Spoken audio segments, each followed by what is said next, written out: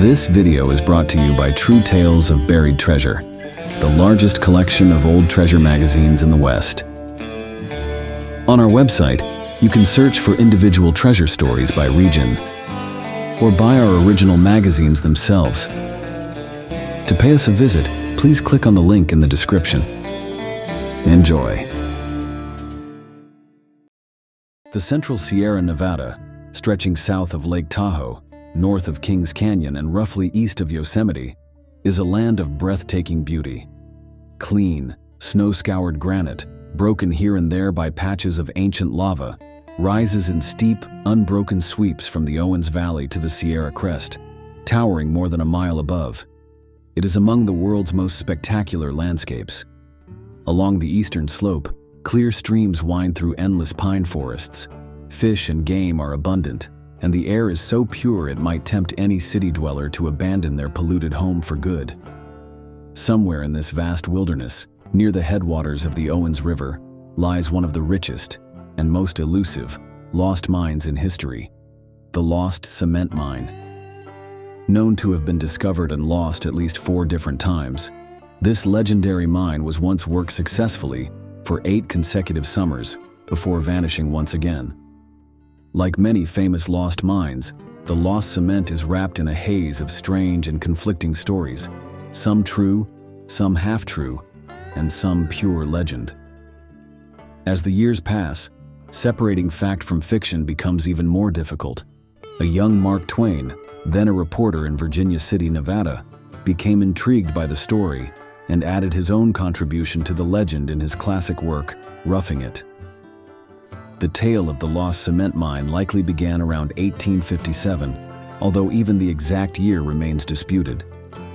At that time, the region south of Lake Tahoe was largely unexplored, known only to a few trappers and to the military party of Captain John C. Fremont, with Kit Carson as their guide. Into this untamed wilderness came 3 young men, reportedly brothers of German descent, though their names have long since been forgotten. They were survivors of a brutal Paiute Indian attack somewhere east of the mountains. Having narrowly escaped, they wandered across the sage flats of Nevada, desperately seeking passage across the Sierra to the safety of California's gold fields. By the time they reached the eastern slopes of the Sierra Nevada, the brothers were weak from hunger, footsore, and near despair. Still wary of their Paiute pursuers, they moved cautiously along the massive eastern wall of the range until they found the gap where the Owens River flows, a possible route westward. Turning upstream, they struggled toward the summit, drinking deeply from the river after weeks in the dry desert, yet still battling starvation. One night, utterly exhausted, they camped beside a spring that flowed from a shallow cave. The next morning, one of the brothers stumbled upon a ledge of rusty reddish material, resembling hardened cement and veined with shining bits of metal. Convinced it was gold, he eagerly filled his pockets with the ore. His brothers, skeptical or simply too exhausted to care, ignored his discovery. Their hardships continued. One brother, suffering an injury that would have been minor under normal circumstances, collapsed, unable to go any farther. The others faced a brutal choice: stay and die with him, or press on. With heavy hearts, they left him behind, hoping he might somehow recover. But fate was cruel. Soon after, the second brother collapsed and died from exhaustion, leaving only the man who carried the mysterious ore in his pockets. Against staggering odds, he fought his way over the Sierra Crest and down into the canyon of the San Joaquin River, finally reaching the settlement of Millerton. His ordeal had nearly killed him. He discarded most of the heavy ore along the way, desperate to lighten his load and survive. Although he lived, his health was permanently broken. He found occasional work, but never regained his former strength.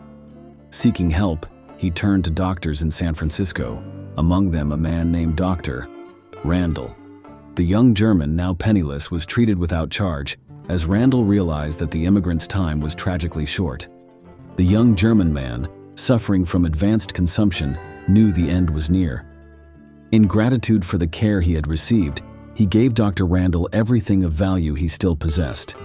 The last remaining samples of gold ore and a hand-drawn map sketched from memory, one that marked the location of the fabled lost cement mine. Under the doctor's constant care, the young man passed away peacefully. It wasn't until 1861 that Dr. Randall, finally stirred to action, set out in search of the mine. He traveled to Monaville, near the area depicted on the map, and filed a claim on 160 acres at a site known as Pumice Flats. With high hopes, he hired a crew of 11 men, appointing Gideon F. Whiteman as foreman, and began a painstaking inch-by-inch search of the land. Unfortunately, Dr. Randall made a critical mistake. He proudly showed off the ore samples he had received from the German. This created the false impression that he had discovered gold on his claim at Pumice Flats.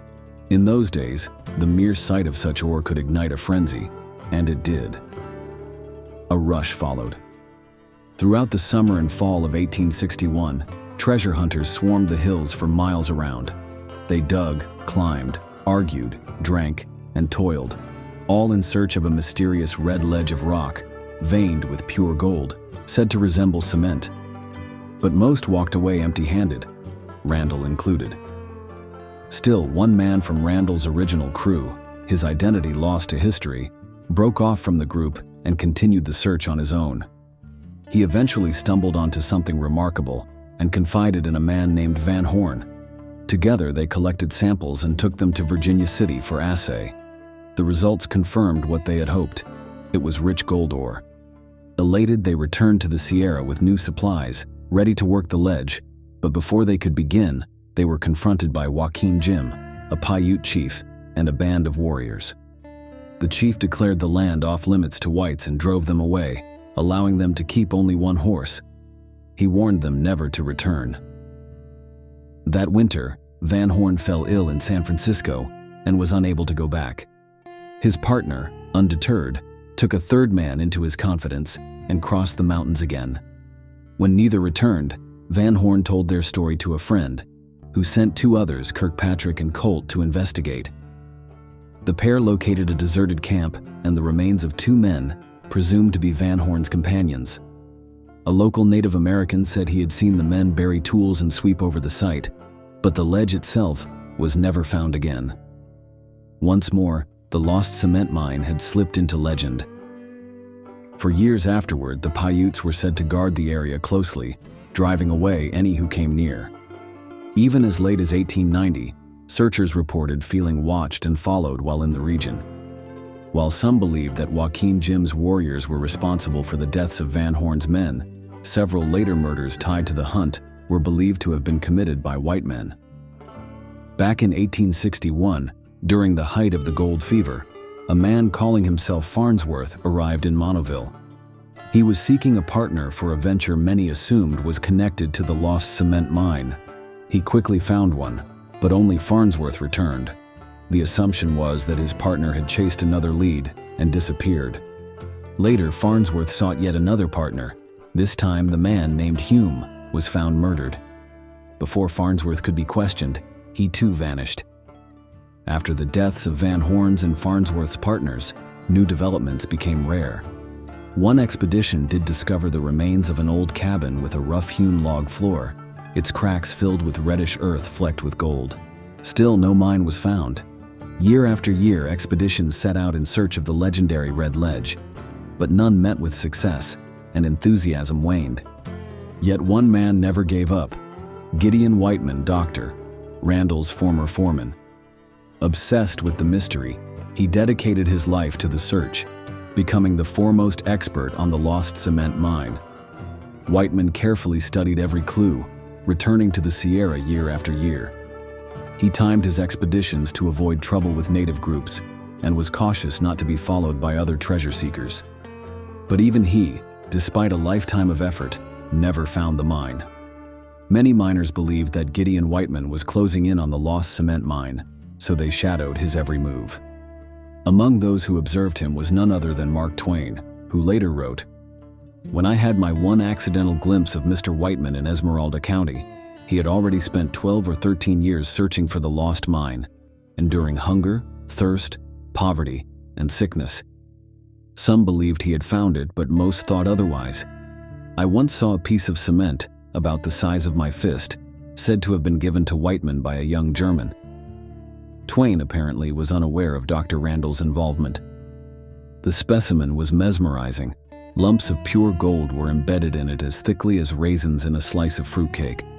Working such a mine for just a week would have been enough to make any man of modest ambitions rich. Despite years of searching, Whiteman never gave up, and the local prospectors kept tailing him right up until his death in 1881. Though he knew more about the lost cement mine than anyone else, he died penniless. There's no evidence he ever truly found the treasure he sought. Meanwhile, unknown to Whiteman and the eager miners chasing rumors, someone else had already found the lost mine and was quietly growing wealthy. This part of the story came to light only in the fall of 1877, when a man named McDougall collapsed from a stroke on the streets of San Francisco. Strangers, moved by his helpless state, took him in. Believing he was near death, McDougall shared his remarkable tale. Back in 1869, while living in the Arizona Territory, McDougall met a man named Kent.